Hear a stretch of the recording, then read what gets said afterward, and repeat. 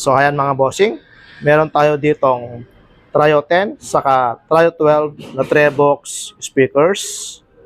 Unahin natin itong Trio 10. Specification niya, 10 inches, 3-way, 600 watts.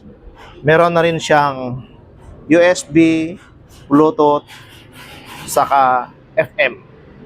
Bale yung mid-range niya, 4 inches, tapos 3 inches naman yung kanyang tweeter. Bale sa likuran niya, meron siyang speaker out.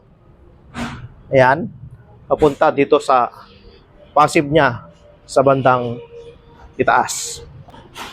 Bale sa Trio 12 naman tayo. Bale 12 inches siya, 3-way, saka 800 ang kanyang power. Meron na rin siyang USB, Bluetooth, saka FM.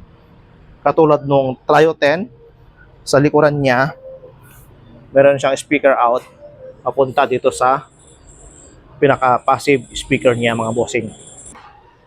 Bale, ganyan yung magandang setup niya.